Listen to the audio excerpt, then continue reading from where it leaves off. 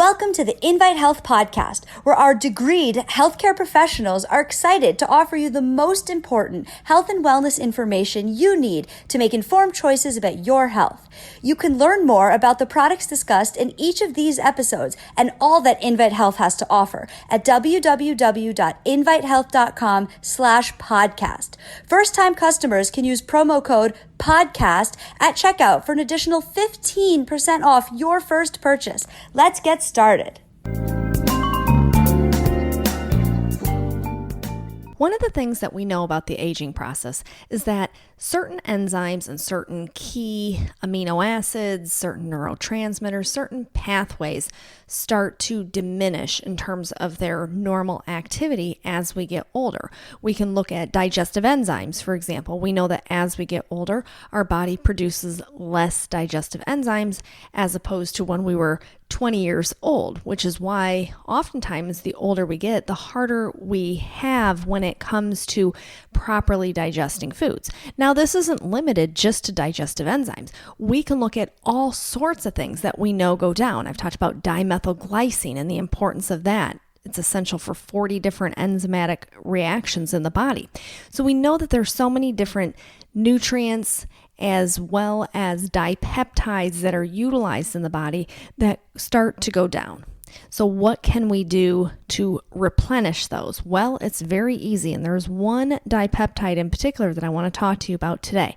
I am Amanda Williams, MD, MPH, and my focus today is going to be on carnosine. Now, carnosine is really interesting. This is found throughout the entire body. This is an example of a dipeptide. And what that is, it's a combining of two amino acids. So you take two amino acids, it yields you a dipeptide. So in the setting of carnosine, what you have is a combination of beta-alanine along with histidine. And you find carnosine throughout the body, especially in high energy demand areas. So when we talk about heart, when we talk about the brain, these are areas where we know we have high energy output. We can even look at skeletal muscle as well. So carnosine levels generally tend to be higher in those areas. But what we know is through the aging process, carnosine levels begin to decline over time.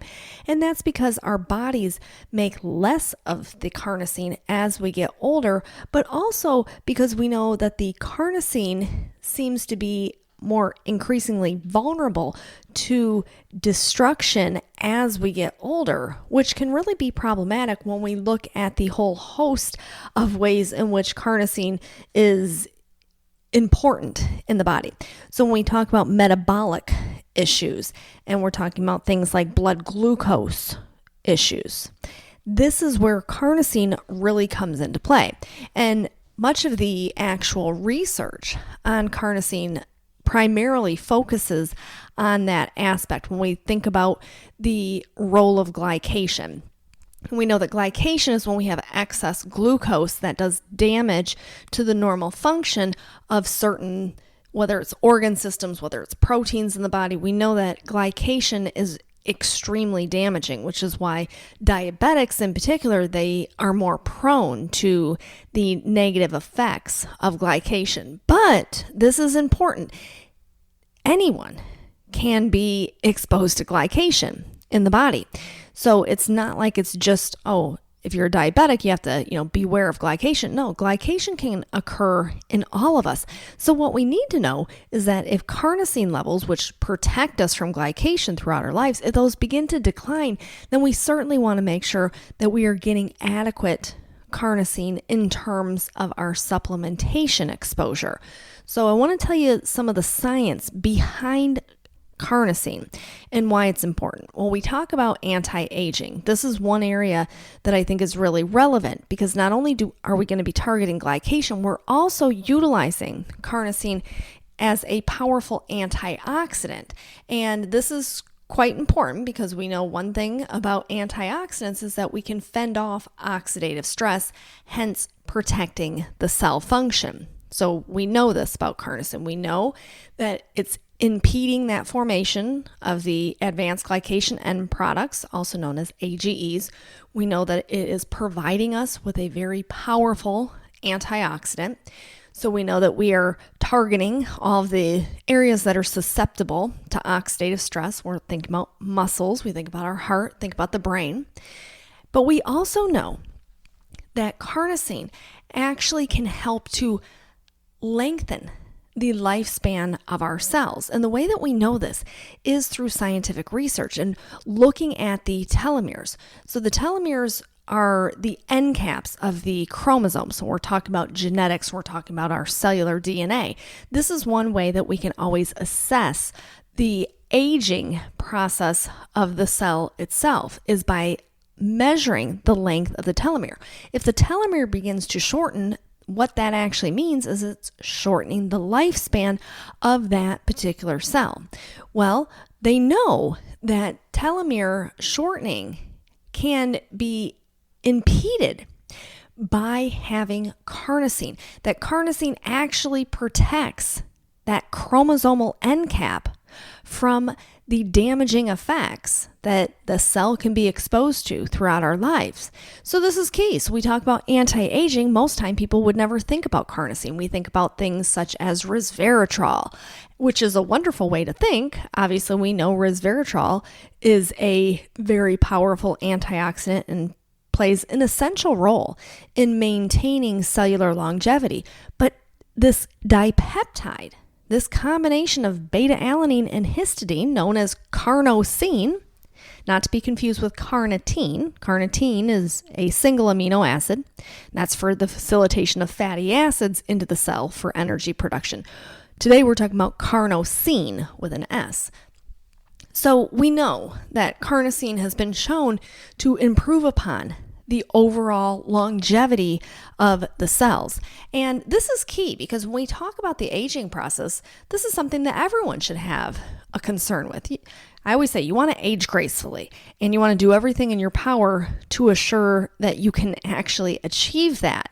It's like you don't just sign up and say, okay, well, hey, I'm going to get old and this is what's going to happen. I'm going to get wrinkly. I'm going to get slow. I'm going to, lose muscle mass. My collagen is wasting away. My bones are getting weak and I'm just going to accept that. That is not the way that you want to approach the aging process. And one thing that you can actually do, this is just a little side note, but one thing that you can do, say you're in your 40s or your 50s and you're curious, it doesn't actually matter what age you are, but say you're curious and you say, I want to know, how well am I aging so far? Have I beat myself up quite a bit through, bad diet, through not exercising? Let's just test and see how well my cells are aging.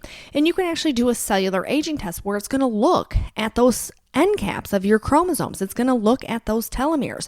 And this is a great way for you to kind of give yourself that idea because it's going to base it off of your actual age and your cellular age. So say you're 50 years old and your cell test comes back and it's showing that you're aging more like a 60-year-old, then hey, I need to make some adjustments here.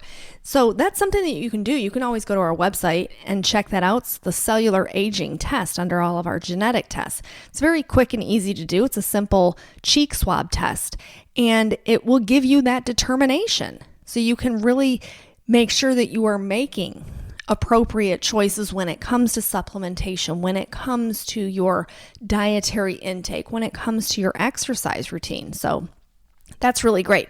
But let's go back and let's talk about carnosine and why it is so darn important in the human body. So we know it starts to diminish as we get older. We're just not producing as much. And this is important because when we think about brain health, we want to make sure that we do everything in our power to maintain our cognition as we get older. So having healthy fatty acids in our diet, adhering to that Mediterranean style diet is always a great way to achieve that. But what they actually published out of a study in England, it was in the journal called Stroke, was looking at the safety and efficacy of carnosine as a neuroprotective agent in ischemic strokes. They said that there's a really significant need to develop therapies for stroke that have high efficacy and have this long therapeutic time window, as well as is not going to create toxicity. And this is one of the issues when you look at a lot of the synthetic agents that are used. when you're talking about pharmaceutical agents, is it beneficial in one regard? Yes, but can it create a toxic situation in another? Yes. So this is why when you're looking at chemical agents, it can be really tough to find a therapeutic or a cure for something. So this is something, when you look at the study out of England, it's really quite cool that they're saying, hey, let's look and see what would happen if we utilize carnosine. And we have these people who have had a stroke and they're within this therapeutic time window. Let's just see if there would be any type of a benefit. And they found that the carnosine actually exhibited significant cerebroprotection. So that's brain cell protection against functional damage as well as histological damage. So when we talk about doing a brain scan after someone has a stroke and you can see the areas that are damaged, they were finding that the carnosine actually helped to protect the brain. So I think that this is just an area, once again, where people are not aware of the importance of things that are naturally occurring in the human body. But if we start to lose adequate amounts of that, think about maybe yourself, you're getting older. Maybe you have a parent, maybe you have a grandparent. And now you can look and go, you know what, I bet their carnosine levels are low. And wouldn't that be a shame? Their carnosine levels are low. And what if they're more prone to a potential cerebrovascular accident, such as a stroke? Then that's really not a good thing. So we have to make sure that we have adequate carnosine. So we know it's playing this role as an antioxidant. It's fending off oxidative stress throughout the entire body. We know it's playing a role at targeting glycation. And that's key because if we have these advanced glycation end products that are doing structural and functional damage within the body, then that is a major problem. So we see all of these studies and we see the neurological benefits. They've even looked at the utilization of carnosine in Parkinson's disease. This was a study that was done once again over in the UK, and looking at how Parkinson's disease gets exacerbated through the aging process. They said, well, maybe there's some evidence out there that shows that there is a problem in terms of this glycation, that the glycation that's occurring in the body is actually making things worse. And if we have these different dietary components such as carnosine, and they wanted to look, so they did a double-blind placebo-controlled trial utilizing carnosine in patients who had Parkinson's disease. And they recognized that there was an actual therapeutic benefit to adding in carnosine for people who had Parkinson's disease. So there's so many different ways in which carnosine can promote and optimize the overall function of so many different aspects of our health. So when we think about the aging process and we think about the changes that occur within our brain, and we know that carnosine can play a role in that. If we do not have adequate carnosine, this can make things worse. We've looked at the cardiovascular aspects of carnosine and how carnosine supplementation could actually support the vascular system. And there was a study over in Germany that showed just that. They actually took a setting in which diabetic retinopathy, so that's when you're getting structural damage to the vessels that feed into the eye. And they found that having carnosine, oral carnosine supplementation, actually prevented retinal vascular damage in just 6 months. So there's so many ways in which one can see why a di-peptide such as carnosine is so important, but yet most people have never heard about it. Most people really have no idea what carnosine is or why you would be utilizing it. So we think about people who have concerns with insulin resistance and regulating healthy blood glucose. We can look at all of the different systemic benefits from eye health to heart health to brain health to vascular health. All of these ways in which this simple di-peptide, this combination of two amino acids, can be supportive for our cellular health. And wouldn't that just be amazing if you were utilizing carnosine and you looked at your telomere length, and after taking the carnosine, you were able to determine that that carnosine was indeed protecting the longevity of your cellular DNA. So it's a test that you could do yourself. You could look and see what your current telomere age is by doing that genetic test. Then you could supplement with carnosine, and then you could redo that genetic test and look and see if the cellular aging process is being benefited through carnosine. So just wanted you to be aware of this really powerful and very important dipeptide that we know starts to diminish as we get older, and that there are things that we can do to stop that from occurring. So I want to thank you so much for tuning in to the Invite Health podcast. Remember, you can find all of our episodes for free wherever you listen to podcasts or by visiting invitehealth.com/podcast.